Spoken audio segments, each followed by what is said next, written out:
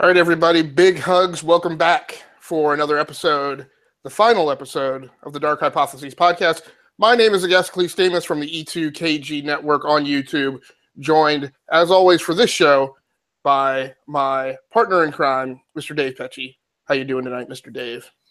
I'm doing well.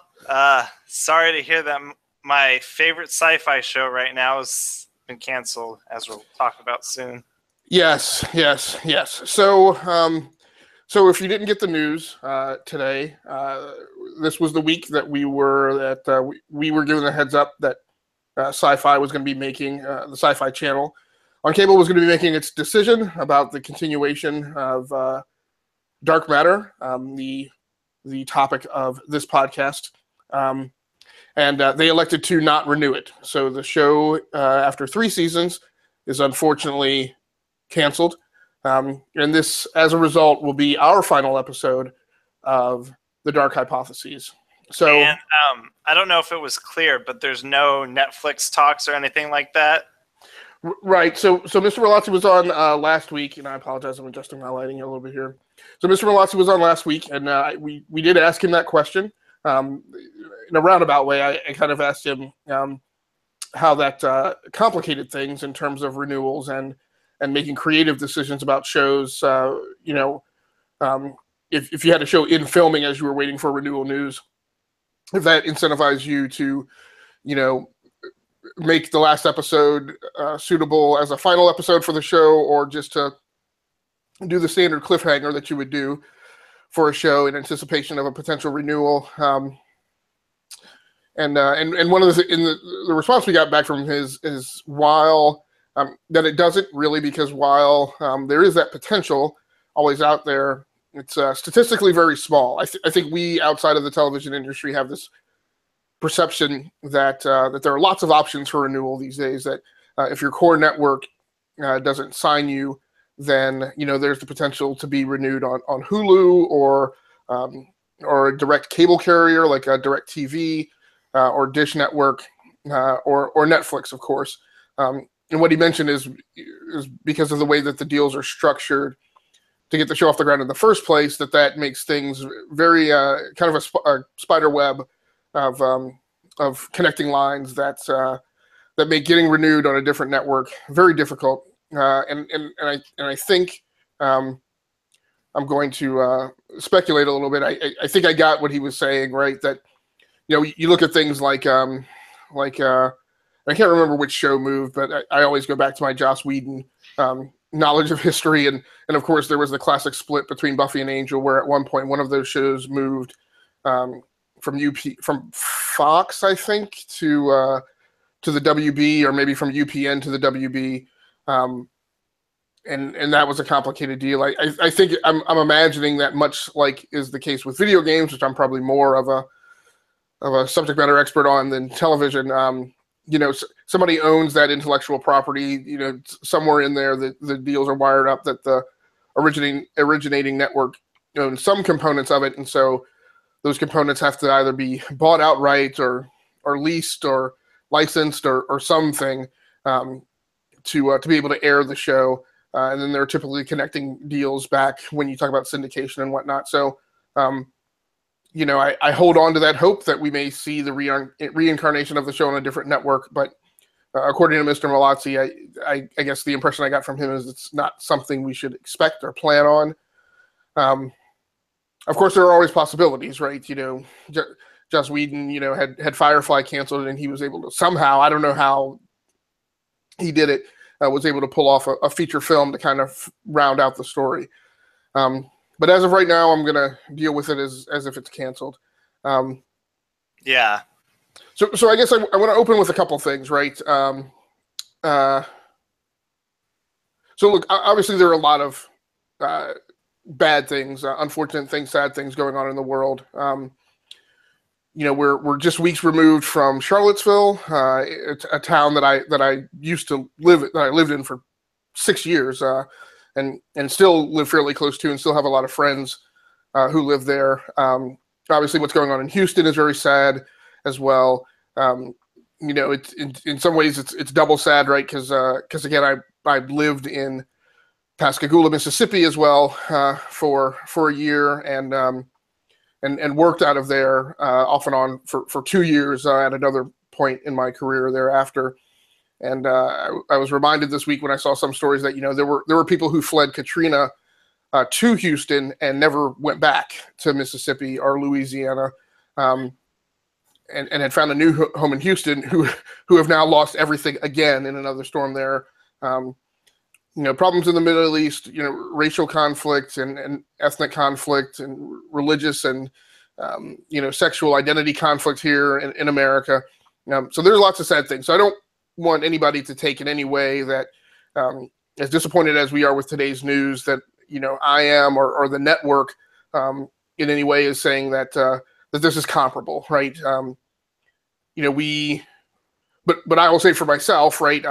In many cases, my career and my day job at various points in my life have cut across dealing with those things directly, right, or tangentially. And this is something that we do. The E2KG network and the cast of our various podcasts. This is kind of what we do a little bit to escape from that, right? So, so my heart goes out to all those hurting all over the world. I will say this is our 1 hour slice of time to focus on things that we love. So we're not trying to say that anybody should not pay attention to those things and make this something greater than it is. But we do want to spend some time talking about it. So while I get to go ahead. On that segue, I would agree with you totally. For me, watching a television show or reading a book is a way kind of to get in the shoes of those characters, feel what they're feeling. And in a way, if they're hurting in the show, I somehow feel what they're feeling, kind of, I'm sure there's a word for that, but I get in the motion of the characters that I'm watching. And, I start relating to the characters. And I really feel like attached to like dark matter, and that it was one of those shows where it's a bunch of odd group of people set on a spaceship trying to redeem themselves. And I watch it, and anything that's going wrong in my life I just forget, and I see these people overcoming and redeeming themselves, and it gives me hope for back in reality.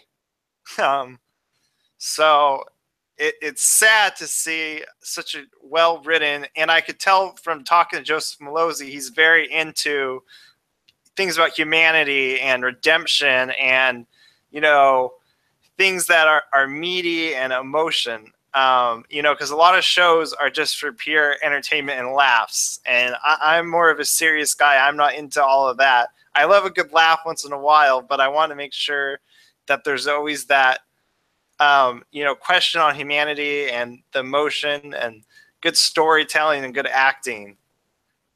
Yeah, and that's a good point.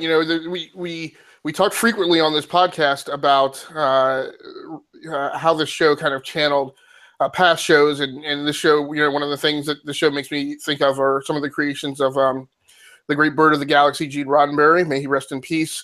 And Star Trek is very much a show about humanity. And I like all these shows, right? But they represent different things. So you look at The Walking Dead, and a lot of what's displayed on The Walking Dead is about the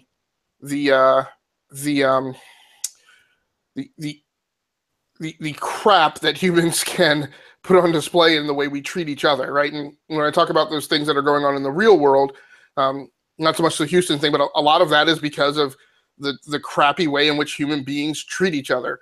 I'll try not to get political because that's never what this show or any of the shows on the E2KG network have ever been about. But there's this dialogue that is counter or anti political correctness. And one thing that occurred to me one day as I was kind of going over that in my head was, it's not political correctness. It's just the way that you should treat other human beings, right? So this show very much was about a group of human beings who were trying to rise above the environments that their previous personas, their previous memories had lived in and become. It was an opportunity for them to live lives that were more altruistic and more about helping others than living in the obtainment of things, at the expense of others, and a pattern of lifehood that had been heavily oriented around vengeance. And this is very much a story about phoenixes rising, right? People trying to overcome the ways of their past. We talk a lot about original sin, and I don't mean that in the biblical sense, but I mean in terms of what is human nature? Is it in human nature for humans to be good, and then it's whether or not you remain good depends on the environment you're raised in. Or are humans inherently at their base level evil and self-serving, and they have the potential to become forces of good based on the environment that they're raised in? The story of the show, in my mind, as I interpret it, is it's very much a set of human beings who, whichever of those two you believe in, right, that they're inherently evil and they weren't raised in good environments, so they remained evil, or or they were inherently good but came up through environments that incentivized them to be evil. It's kind of a in a singular lifetime, in the singular linearity of a lifetime, a time to turn 180, right, and to be something inherently different than they were in the past. So Dave, while I and I'm going to say as we go through, so let me talk a little bit about this episode. So in this episode, what we're going to do is we're going to get all the emotion out up front, right, and then talk about the final episode in an effort to maybe end on a happier note. And I will say there's a lot of things mechanically I'm going through as I operate things behind the scenes, but we're both going through for the last time. So this is not enjoyable. So Dave, while I get the social media out for the last time for the show, I'll go ahead and hand it over to you. And I'd kind of like you to talk a little bit about just kind of what the show has meant to you overall over the last 3 years. And maybe talk about a little bit about the good times, right? Things you felt in these 3 seasons, and maybe a little bit about the podcast as well. And then as soon as I get the social media out, I will jump back in with you on the conversation. All right. So one of the things right now that I've noticed is I've been going side by side watching Dark Matter with Star Trek Voyager.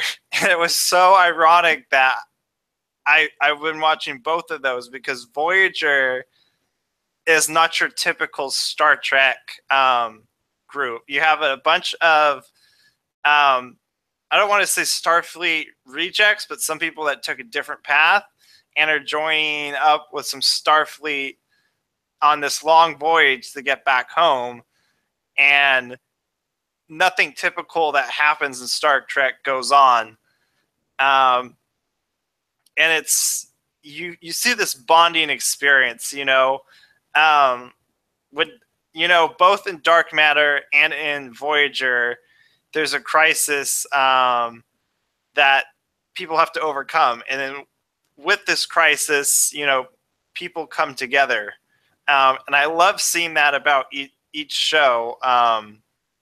In Dark Matter, the crisis was all these people lost their memories, so they worked together to overcome it. In Voyager, they get stranded 70,000 light years away from home, and they work together to overcome it and get home. And it's sad in Dark Matter because not everybody is getting that happy ending. But it felt deeper to me, though, because Dark Matter, I feel, was a little bit more realistic than Voyager, because Voyager, Star Trek, the Federation, it's on a happier note, so it kind of balances out with Dark Matter. But Dark Matter, I feel I need that, because in real life, not everything is going to go the way you want. People die. Natural disasters happen. And I feel in the Star Trek world, the Federation, has kind of cleared the way and made that there's so much peace and happiness, even though that there is still conflict and the Voyager can get lost. And so going back to Dark Matter, just some of my favorite moments, was going back to the first season, and season 2. Anytime that anybody that comes onto the Raza, those were kind of my favorite moments. Seeing how we've introduced Nix and Devin, and how they introduced Andrea and Solara. That's what really interested me a lot with that show, was the interactions between the Raza crew members, and of course the science and the tech that they add, and the light humor from the android to kind of cheer up those sorrow moments. And it's really is a great story, and I would love to see it, even in a comic book form, where some things tend to continue on. And so anyways, it's just some of my favorite moments, especially were in the very first season, because I really liked 1. And I liked him because he was that kind of, me personally, he was kind of that father figure to 5. And that was, very sweet. And then 6 took over when 5 passed. And then we see, when something was going wrong with 6, then Boone, or Marcus, was becoming that father figure to 5. And it was just great, And then I wish I could have seen, eventually 5 no longer needing that father figure and going, becoming on her own. I would have totally loved to, have seen, I wish I could have known if the season ends with 5 becoming her own leader of the Raza or something like that. Because it just feels like there was a shift from 2 to 5 eventually leading the Raza crew. Because the android was also very close to both of them. So I don't know. Take it away, Agassicles. I don't know if you're feeling a brother out. Yeah, no, and I think I probably gave my soliloquy on, kind of how I interpreted the show and kind of what the main story over the 3 seasons means. Yeah, it's been a journey, and it's been a wild one, right? We talked last week with Mr. Malazzi about, just kind of what the shifting membership of the crew roster of the Raza meant. And how each of those kind of wayfarers who came and were part of the crew for short periods of time and then departed, and then, those pockets of time where we had the original crew. I talked frequently about the desire to have Peter Ben-David back on, who played 1, and kind of what that character to me meant in that first season. Yeah, and the roles changed, right? We particularly saw a lot of character development in 3.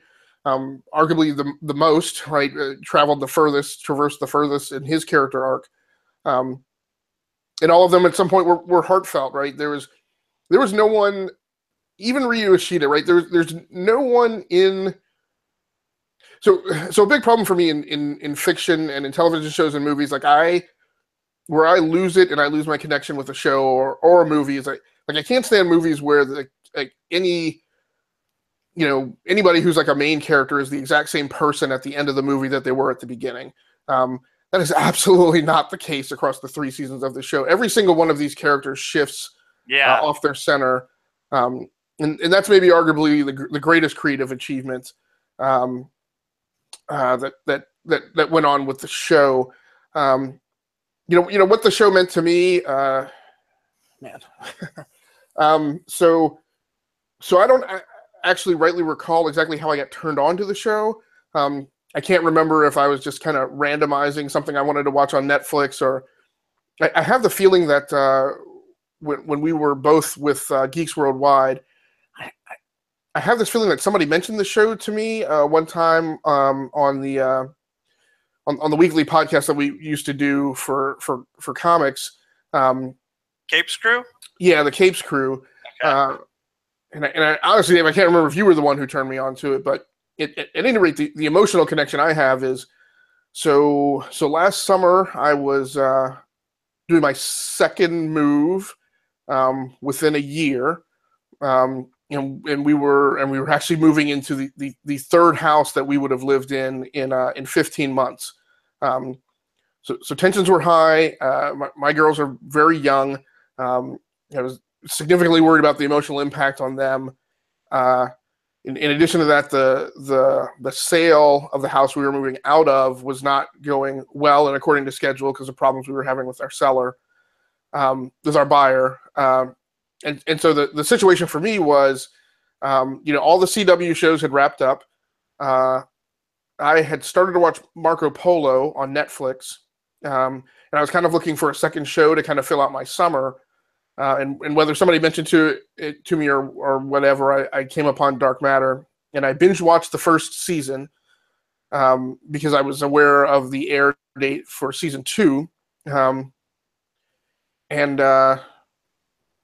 So you were like me, right? Because I ended up watching it all on Netflix. I didn't watch it originally airing.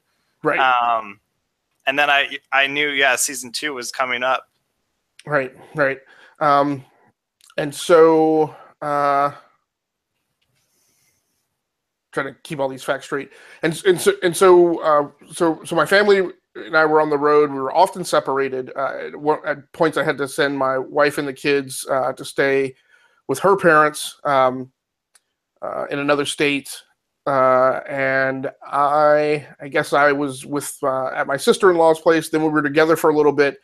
And then my wife's new job actually started before mine, so I had to send her ahead to where the new house was. And they were living out of a hotel, and that went on longer. So this show for me, the first 2 seasons, one that I watched, I'll call it in syndication on Netflix, and then season 2, which was the point where we started doing the first segment of this podcast over on Geeks Worldwide, was definitely an escape for me from that stress. And definitely, if you're a geek and you've gone through hard times in your life, I think the content that I remember the most are the things that games, comics, movies, TV, tech, all of those things are a bit of escapism to a certain extent. But the ones that resonate most prominently in my memory are the ones that I had to lean on as a requirement, right? They're an ongoing means of escape and relaxation, but there are specific points in my life where whatever I'm leaning on in that realm is an absolute requirement for me to get through. And this was one of those things last summer because I was about to say I almost lost it, but I probably did lose it like 2 or 3 times with my realtor and other people I was interfacing with who were messing up my schedule. So, and here I saw these characters, right, all struggling and striving to be more than they were. Quite. I have no problem saying it on air. I'll say it quite plainly. Like my relationship with you, right, is part of that, right? We. And it's a relationship that is extended, beyond our departure from Geeks Worldwide, which I think, kind of rings a certain bell of that significance as well. The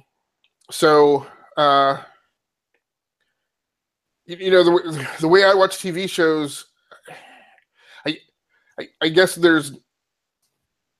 So I often watch TV shows out of sequence. I don't. There's not a lot of TV shows that I've watched in real time during their run. A lot of them are TV shows I pick up on. Once they're done, I kind of have this joke about, man, I'll be glad when the show's off the air so I can start watching it and binging it on Netflix or buying the DVD seasons or whatever. Has been the way I've consumed a lot of TV. This is one that I've been sticking with in real time, and therefore has a slightly stronger tether to the path I've traveled. So it is not an insignificant deal that it's been canceled, and I have we're still processing it, I think. Yeah. But I mean, in the course, so I found out, I think I want to say exactly at 3:58 p.m. Eastern today, and I've covered the full range of emotions, right? Frustration, anger, confusion over how does a show that has the highest viewer ratings on a network, how does that become the show that gets canceled? While other shows are renewed. I don't get it. And to be quite honest, the fact that we needed to do this show tonight has been one of the few things that has kept me focused, and not just, and prevented me from just hurling expletives into the interwebs on Twitter about like how in the world could this happen. So yeah, and I'll jump in there on a little bit of that on my kind of reasoning. So. I feel like since high school, there's, and I think it continues with people as they get older, and there's this lack of maturity in humanity, where the popularity contests are happening every day. We can see it in our presidential elections. Who's got the most money? Who's got the most, friends and popularity? And it's like, Dark Matter is this new and upcoming show. It's it's not like Star Trek. It's not like Winona Earp that had the comic book fans backing it up. And it's this great show if you look at it. But in the popularity contest, there's people that have more friends and more connections, and so it's pushed out. And it's sad that happens, because honestly, you need to look at the whole picture, and you need to look at like, which story has got the best quality and fan base, and Dark Matter had all of that. But because we live in this world where popularity dominates things, people get promotions based on favoritism and all that. It's unfortunate that happens, and money talks too, which is sad too. So that's my take, on why that unfortunate. And it's really sad. I was looking, like, I got even more sad because I was looking at the new Star Trek, and I honestly don't feel it's going to give me the same. I don't want to be judgmental, but I don't think it's going to give me the same feel that I got from Dark Matter. It seems like they wanted to make this new Star Trek more movie type. And I see that a lot of people are so accustomed to that movie type feel now. That's what they want. But I think it's unfortunate if the new Star Trek is like that, and there's not that link to humanity or any of that good storytelling and acting, and that they just kind of planned for this new Star Trek to take off because by title name it's Star Trek. And Dark Matter, it proved itself, not by having, it didn't prove itself by Joseph Malozzi's name. It proved itself by just being a great TV show. So props to it. And kind of like you, I guess, Glees, when we started the podcast last year, I was just way more into our Dark Matter podcast than Capes Crew or Comic Books one. And it might resonate because I felt that I clicked more with you than the comic book host. And I was also watching Dark Matter during, graduating out of college, not having a good job, ending up unemployed. And Dark Matter, was my summer show to go to for relief. And it's sad, now I got one less show that I can really, bond with. And it's like, it's like a good book, and it's kind of sad to see a good book not go noticed. And it's just, I'm very picky on the books I like and the TV shows I like. And, a lot of people my age are into the whole South Park and Family Guy, and I'm just not into that. You know, I loved Walking Dead, but I lost it at the very final seasons where it became more about the gore and the blood than the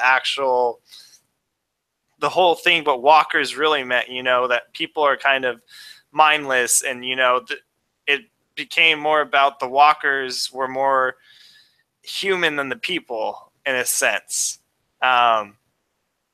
So just seeing Dark Matter and, you know, the good times I had on this podcast and the excitement about, you know, when is this mystery going to be solved, or we can't wait for this breakthrough, for this person's revelation to be fixed.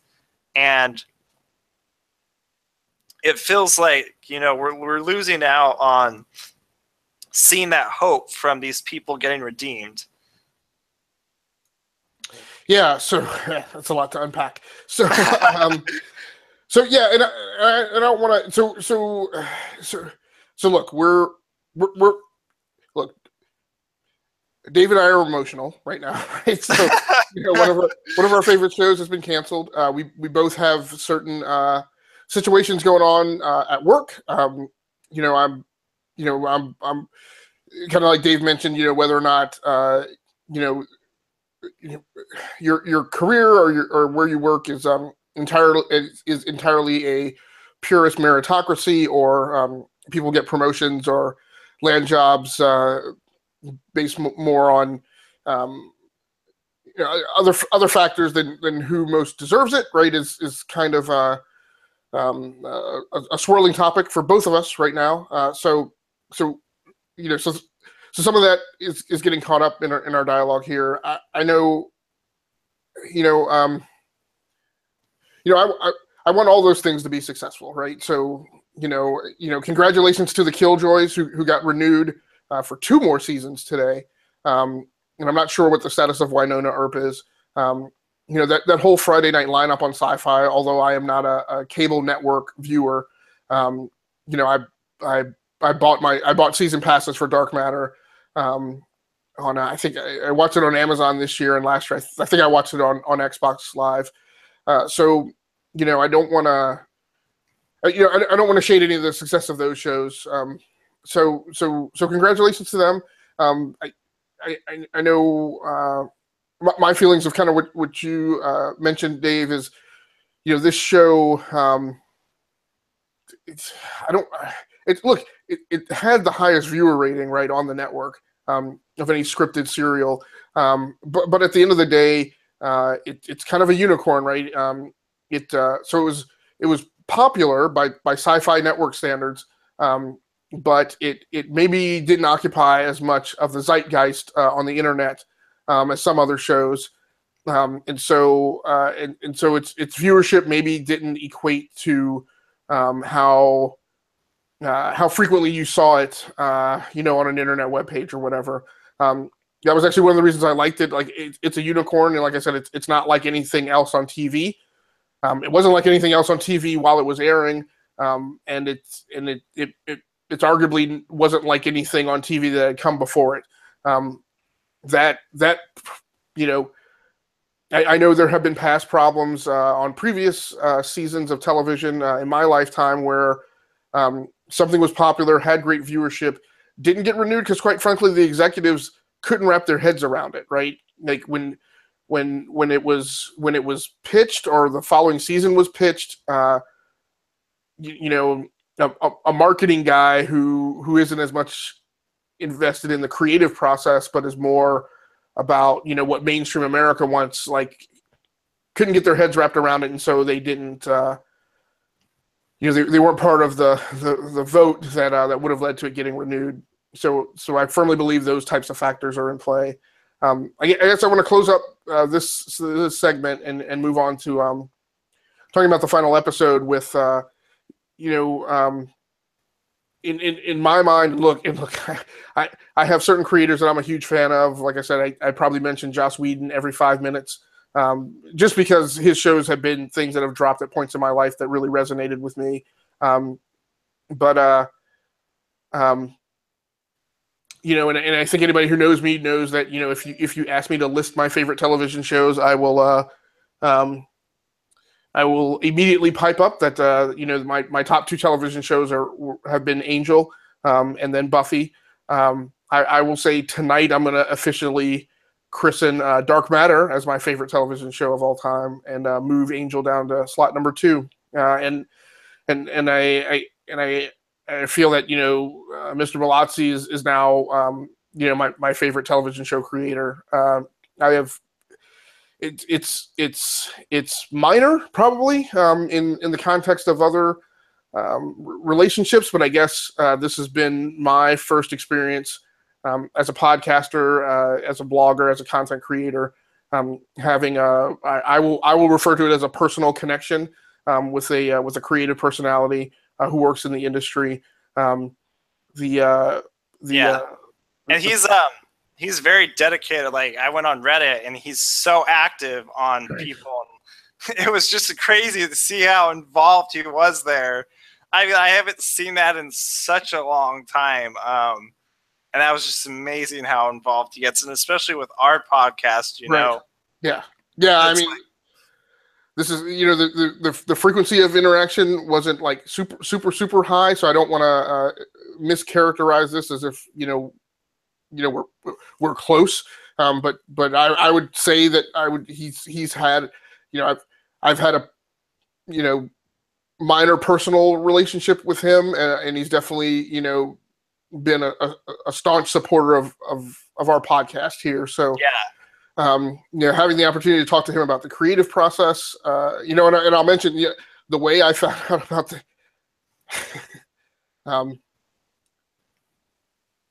Yeah, so the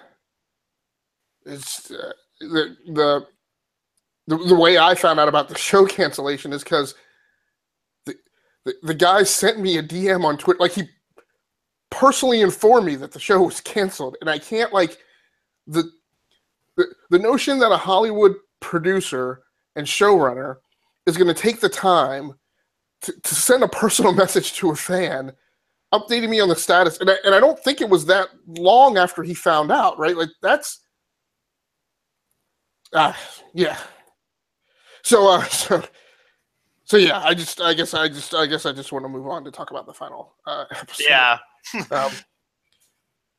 So time to go to sort of happy now. I got my notes ready. Right. So, if you've never joined us before, this is the Dark Hypotheses, episode number 11, where we are going to talk about season 3, episode 13, Nowhere to Go. Poignantly titled. Now, hopefully to talk about the last little bit of the cancellation until we close out the show. It's interesting to me because this is going to be one of our maybe most interesting conversations, although we're down to about 30 minutes of time, because... So I watched the episode after I found out about the cancellation. You watched it before. So I'm very interested. I think I watched it Friday or Saturday. Okay. So I'm very interested to see how that maybe skewed our takes on the episode. So we pick up this episode right after the closing scene of episode 12, My Final Gift to You, where 2 is in the brig holding Ryu at gunpoint. And when we've hit the point where, and we find out more specifically, because I don't think we actually saw the vote taken on the mess decks last episode. Right. But this episode, there's a line where 5 mentioned specifically that 6, 3, and 2 all voted. What did she say? 6?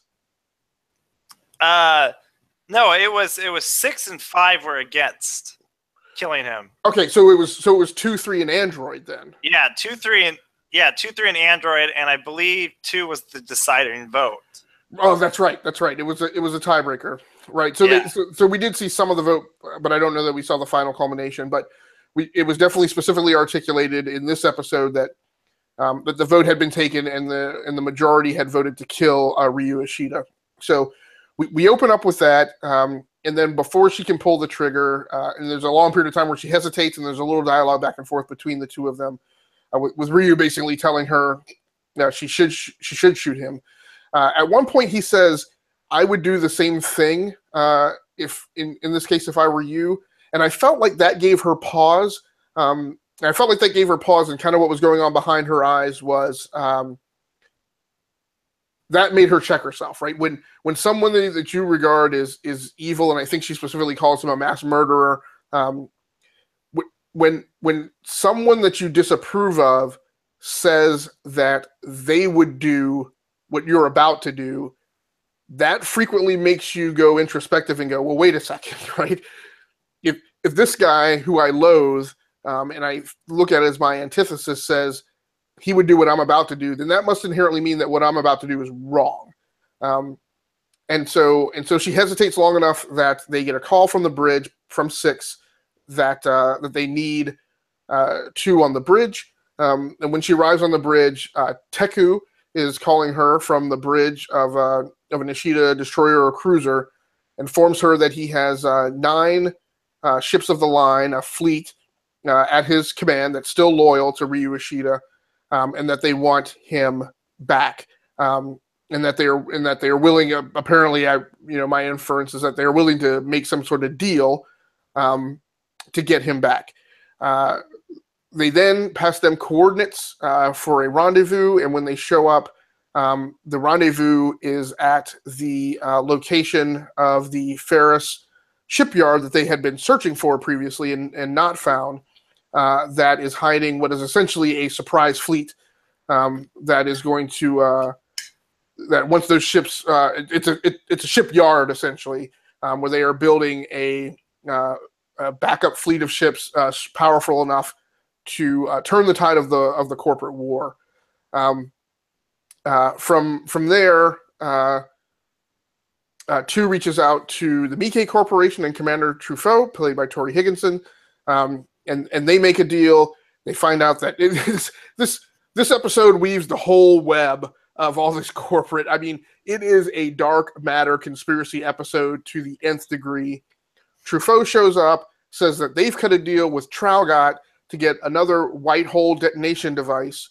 They eventually find out that Traugott has, in the meantime, cut a deal behind Mikkei's back with Ferris, and the bomb is actually a dud, and it was just meant to get the blink drive in close and get their hands on that. Then when 2 goes aboard, she finds out that the scientist who is there to take a look at the blink drive is somebody who's been taken over by the aliens. 2 then gets taken over by the aliens and goes, like, this... So, and then the season, like, not to jump ahead, but the season, the last credits is that one of the, as our final, think of 8 is the black ships. Yes. So I wanted to ask you, did we get, this episode had to have been the double cross, right? See, I'm still so confused if we did the double cross. and yeah, because we had speculated that we maybe had seen the double cross in an earlier episode. 6. Right. But I had to believe this was the double cross, right? So that was what the Traugott was, the double cross. Yeah. Yes, and it's. That thing of 8 could have literally been called like the logarithmic double cross and the exponential double cross, because like there were so many people double cross so many other people in this episode that, like, so Mikkei cut a deal with Traugott cut a deal with Ferris, the doppelgangers from the alternate universe cut a deal with Ferris, but then Wexler cut a separate deal with Mikkei. Oh, I loved Wexler in this episode. He was great. Yes, yeah. So, yeah, this was the first episode. I guess maybe this is the second episode. I think I have always loathed that character, but I think I kind of came around on him in an earlier episode, maybe slightly. But I definitely took a shine to him this episode, and I was really excited about the notion that had we gotten to season 4, that he would have joined the crew of the Rover. I would have loved that. Yeah, yes. Yeah. And I would have loved seeing his redemption, and seeing if he ever achieved a point where the crew actually trusted him, and if he owned that, right, or if they were going to buy into trusting him, and then he would turn on them. Yeah, so it was really interesting. So let's start running down some of our favorite scenes from this episode. Dave, I will let you start. All right. Well, the two that were the top for me was that the shocker when you find out the scientist is an alien. And then right then and there, I knew something was going to be wrong with 2. Or Portia, yeah, 2, when she went back on the ship. I just knew, oh, crap. You know, she's doppelganger 2, or she's controlled by the aliens. Yeah, and for a brief second there, I was wondering if the scientist, if the Ferris Core scientist I thought she was an android. And I thought we were going to get a hook into the whole Victor play of the androids having. Because there's a double infiltration kind of going on, right? So we talk a lot, and there's a lot of focus on the fact that the aliens have been the ones infiltrating, but really in a lot of ways, I'll call them the baseline 2 androids with the emotion chips that Irina Shaw built. They've kind of infiltrated humanity as well. Yeah. So that is interesting. I definitely agree. And I wish the androids were in this episode. But the third biggest thing that kind of got me was that final fight scene where you have Ishida and the corporations all fighting. And then you see 6 going in there. And I honestly don't think he's dead. I think if ships are coming out, I think that it means that he can somehow survive, but he might, like, if there was a next season, I think that we would believe he was dead, but somehow he would come back and surprise us.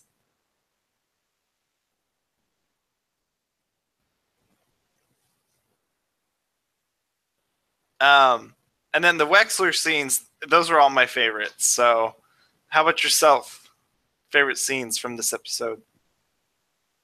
Yeah, so before I go to that, I want to talk about. Sorry, I had to look up one of the laws of physics. So, and I'm going to come back to that. So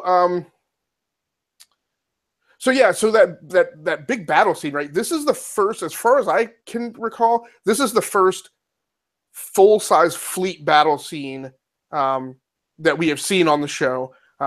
We've mentioned a couple times on this podcast how apparently there was a larger budget for special effects this season, and we kind of talk about we reference the CW shows a lot, and it's readily apparent that on the CW the way budgets are crafted, and the Flash is the one that stands out the most to me. You get some really horrific CG effects at the beginning of the season, and whenever I would see one of those, I'd be like, okay, that clearly looks like crap, because apparently they're hoarding like their budget, right, for some big scenes later in the season, and that absolutely happens. The special effects on this season of Dark Matter have been very consistent, higher quality than season 1 and season 2, and apparently they had a good enough budget to pull off this big battle scene. It was pretty amazing. So you had at least 15, 16. So you probably had at least 32 ships engaged in that battle. Well crafted, well done, well choreographed. I loved it. But your comment on 6. So in the Reddit thread, so Mr. Malazzi tweeted out a Reddit thread today that I went in and looked at, and there was a lot of speculation in there that 6 died. I'm with you. I don't agree. So we've seen the Raza travel to a white hole in space. You think he's dead for sure? No. I don't. Okay. I don't. Okay. I disagree with the Reddit thread. I agree with you. Oh, with the Reddit thread. Okay. Yeah. So yeah. In fact, when that bubble was opening up, and you started to see the black ship come out, when they first mentioned, "Hey, I'm reading something strange," I was like, "It's a swap." I'm like, "He's not dead. Their matter physically interchanged with whatever dimension the black ships were coming from." Yeah, exactly. That's what I think. I think he's in the other dimension now. Right. We've seen them blink into a white hole in space, in space time, and I believe either that or some interchange between the dimensions occurred. The law of physics that sprang to my mind, I had to go check it because I didn't want to misquote it. But of course, one of the laws of physics is that matter in the universe can neither be created nor destroyed. It can basically, the second segment of that law, I would inference, is it can only be converted into different states of matter. I believe that applies interdimensionally as well, and that there's an inability to destroy matter with the blink drive or that white hole bomb, or I guess the overloaded blink drive. My guess is that where 5 wound up with the shipyard is wherever the scientist research station wound up when we saw the first white matter bomb explode at the end of season 1. So yeah, very emotional scene, right? The departure of 6 from 5 kind of conveyed kind of all 3 seasons worth of emotion between those 2 characters in that one scene. One of my biggest scenes this episode, and again, very emotional because I know that the show was canceled. And freaking hats off to Anthony Lemke, man, who, like, you know, there's certainly an argument. People might argue that that character, his points of character transition are few, but like every time you see one, it's highly significant, right? And Jesus, that scene of him going into the construct that Sarah had made. That was great. I love that. Yeah, I was like, so you and I are big comic book fans. We were one of the few people, right, that on our former website, like, really, like, went every week and picked up a stack of books, right, and kept current. And we often talked about the artistic impression that is captured when you do silent panels in a comic book, right? That scene to me was the equivalent of a very emotionally impactful set of silent panels in a comic book. There's no lines of dialogue in that. He doesn't say a word. He goes into that construct. He's happy and sad at the same time. That to me definitely had a much larger impact knowing that the show was canceled when I watched it. And knowing that we're, at least as of right now, we don't believe that we'll ever see the culmination of those 2 characters meeting, getting back together again. And there's a lot of emotional scenes in the show. That to me was arguably the most impactful of the show. So I love the battle scene. I love that Anthony Lemke scene. I love the momentary, perhaps incremental redemption of Ryu Ishida. Him sitting in his old quarters that he had on the Raza S4. 5 calling him to tell him that 2 has been compromised and has been possessed by an alien. I feel like the person that left those quarters with the stun gun behind his back, I feel like that was 4. And of all the characters in the Raza crew, I feel like, and it's hypocritical because we have said the exact opposite almost every episode of this podcast this whole season about how he's Ryu Ishida, not 4. I feel like that is the character who has the least delta between who he was as 4 and who he is as Ryu Ishida. And I definitely, I'm drinking the Kool-Aid that Teku served up, which was, he was just a leader who had to make hard decisions in a hard time for his people. Yeah. Well, here's the other thing too. One of my favorite scenes that I totally forget about is it's close to the end, and the android like sends 5 the message. 2's been compromised. What does she do? 4, Ryu, we need your help. It was so great to see like 4 just like bring it on and like knock out 2. And it's like, yes. And now it's more meaningful that it was the last episode. Like moments that we would want to see, and that was just great, And then he's got this infamous line where he says, "No, I'm going to be the one to make sure that," or something like that. I forget what his line was, but it was super meaningful. Yeah, yeah. So Roger Cross pulls a Barry Allen and takes off in the Marauder to sacrifice himself um, to take down the Ferris Corps shipyard. Um, we have mentioned that Commander Neiman is on his way, although we unfortunately don't get his appearance in this episode. We get Portia Lynn waylaying 3. That also had a lot of potential for future episodes, as far as at the end of the day, she escapes and brings 3 with her. I guess maybe to use as a bargaining chip should she escape. And we don't know where the other 3 is either. Right. Is an interesting thing. Right. So,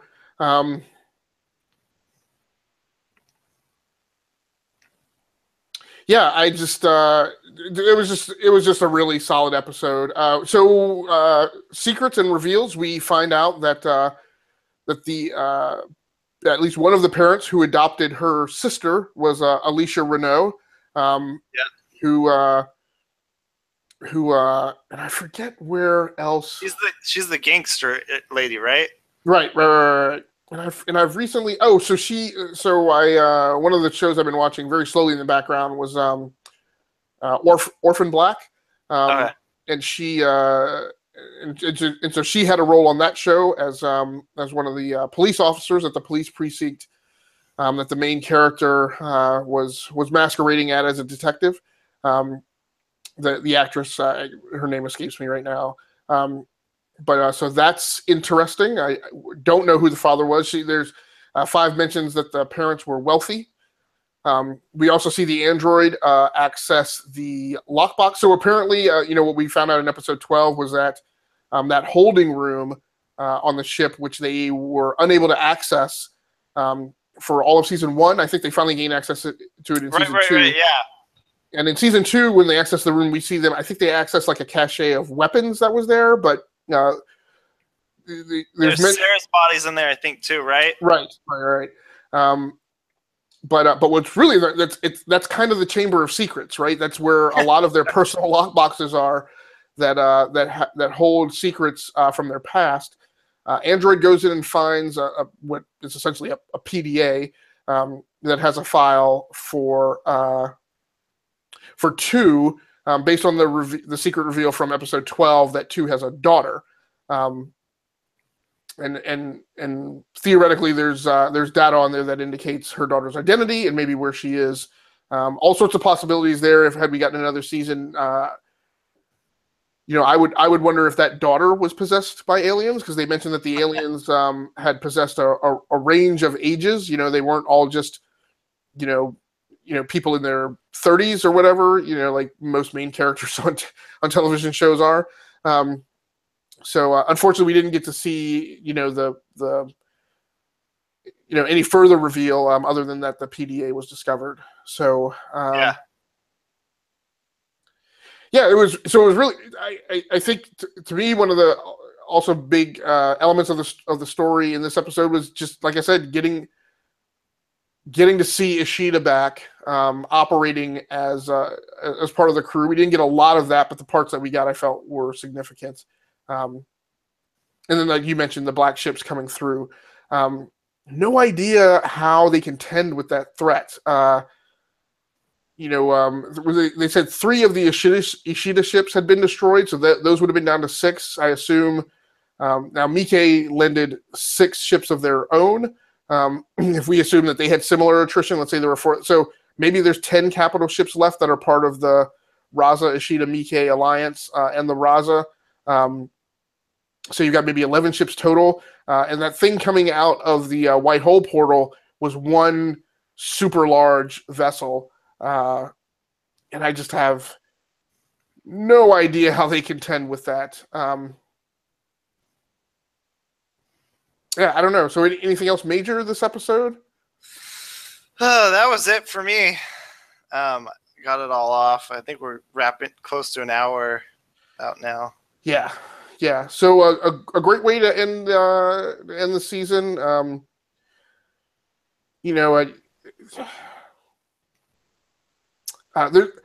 There's no great way to have a a final episode to send the series off. When the creators didn't know that the cancellation was coming.